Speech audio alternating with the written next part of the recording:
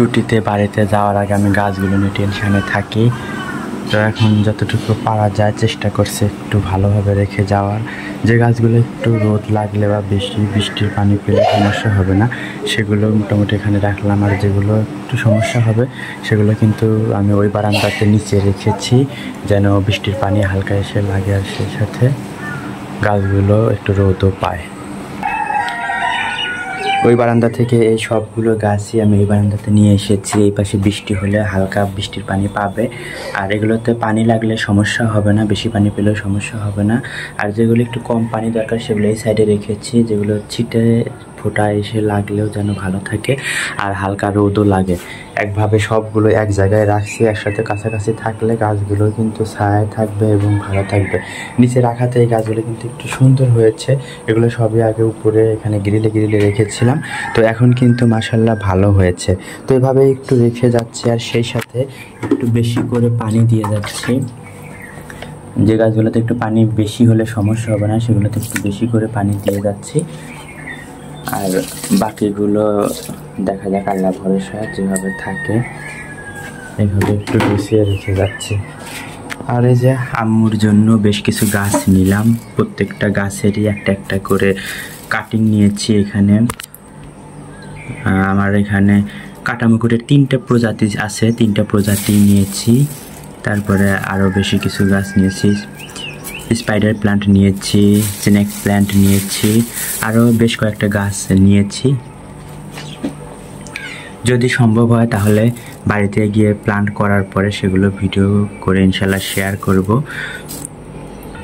গাছগুলোর জন্য টেনশান হচ্ছে, মানে এসে তো দেখি যে অনেকটা নষ্ট হয়ে যায়, এই জন্য একটু যত্ন করে রাখার চেষ্টা করছি।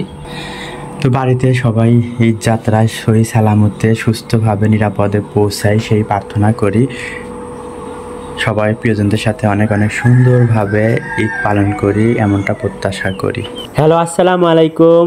কেমন আছেন সবাই? আশা করি সবাই অনেক অনেক ভালো আছেন। আমরা আলহামদুলিল্লাহ অনেক ভালো আছি। আসলে বাড়ি থেকে বের হওয়ার আগে খুব একটা ভিডিও ক্লিপ নেওয়া হয়নি, যতটুকু নেওয়া ছিল সেটা হচ্ছে আমি যখন সকালবেলা গাছগুলোকে পানি দিয়ে সুন্দর করে যত্ন করে নিচে রেখেছিলাম অফিসে যাওয়ার আগে, কারণ অফিস থেকে এসেই তো আমরা রওনা দিয়েছি, এই কারণে কিন্তু আর কোনো ভিডিও ছিল না। আর যতটুকু ভিডিও করেছিলাম সবগুলো সরাসরি ভয়েস ছিল, এই কারণে কিন্তু ভাইয়া আপুদের সাথে ওভাবে কুশল বিনিময় করাই হয়নি, তাই এখন সুযোগ বুঝে করে নিলাম। আমরা কিন্তু সহি সালামতে বাড়ির উদ্দেশ্যে রওনা দিয়েছি। আমরা গাড়ি নিয়েছি, গাড়ি করে ডাইরেক্ট আমাদের বাড়িতে যাব। আমাদের আসলে এতটা দূরে পোস্টিং যে যেতে অনেক বেশি কষ্ট হয়, বাসে বা যেভাবেই যাই আসলে অনেকটা পথ জার্নি করে যেতে হয়, বেশ কষ্ট হয়। বিশেষ করে বাচ্চাদের অনেক বেশি কষ্ট হয় গাড়ির মধ্যে, বাচ্চাদের গরম বমি হওয়ায় এসব তো লেগেই আছে, অনেক একটা ধকল যায়। যাই হোক, আমরা কিন্তু আলহামদুলিল্লাহ সহি সালামতে যাচ্ছি। তবে লালন শাহ ব্রিজে এসে যখন এরকম পারমাণবিক বিদ্যুৎ কেন্দ্রের এই অংশগুলো দেখছিলাম তখন অনেক বেশি ভালো লাগছিল। রাতের বেলা একদম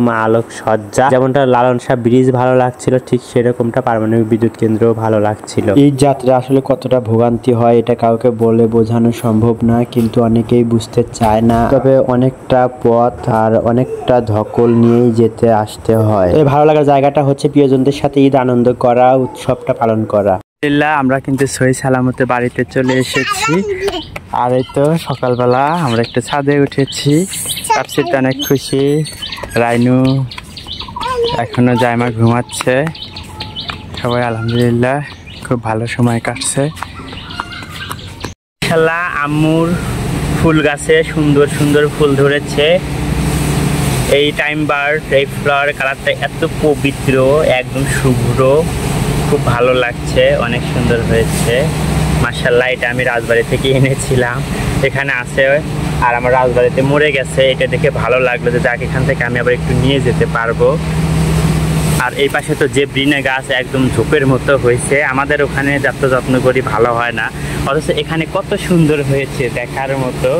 এপাশেও কিছু টাইম বার্ড এত সুন্দর ঝোপালো হয়েছে, খুব বেশি ভালো লাগছে দেখে। পার্পেল হার্টগুলো এত সুন্দর হয়েছে, যদিও গাছের গোড়া শুকনা, পানি নাই, মাটিও কম, তারপরে অনেক বেশি সুন্দর হয়েছে। পাশে আরেকটা যে ব্রিনা গাছও আছে সেটাও কিন্তু সুন্দর হয়েছে। ফুলে ফুলে যেরকম ভরে গেছে ছাদ বাগানটা, সেরকম কিন্তু ফলেও কিন্তু ভরে গেছে।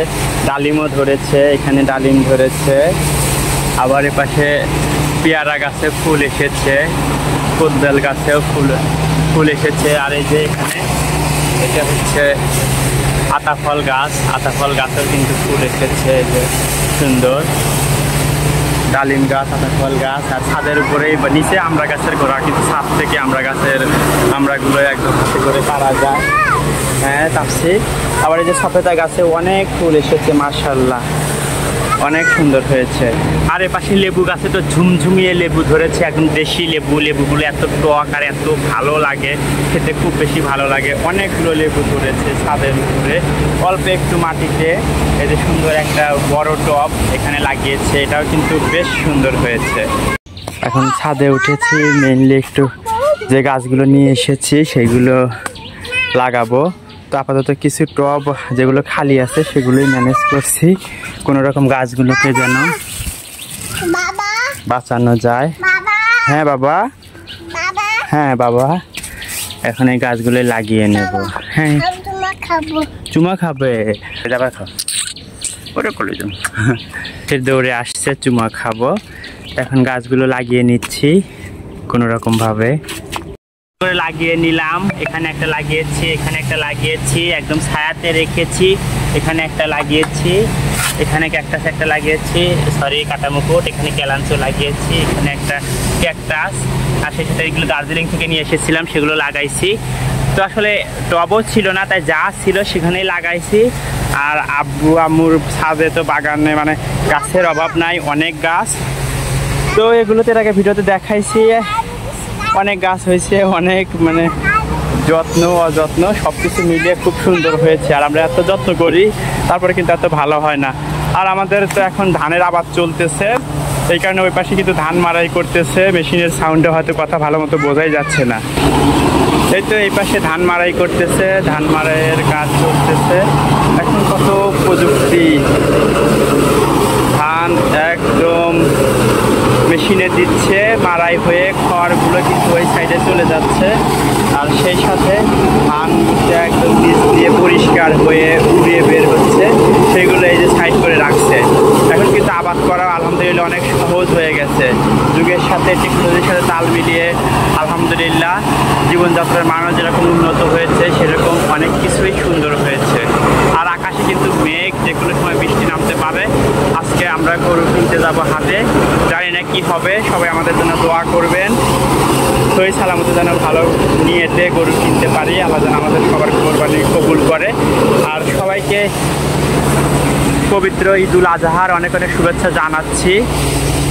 ছাদ বাগান এবং ছাদ থেকে আমার ছাদে উঠে অনেক ভালো লাগে, এখানে কিন্তু চারপাশটাতে গাছগাছালিতে ভরা। তো যাই হোক, আজকের ভিডিওটি এখানে শেষ করছি। যে যেখানে থাকুন প্রিয়জনদের সাথে নিয়ে ভালো থাকুন, সুস্থ থাকুন, সবার ঈদ অনেক ভালো কাটুক। আল্লাহ হাফেজ, আসসালামু আলাইকুম।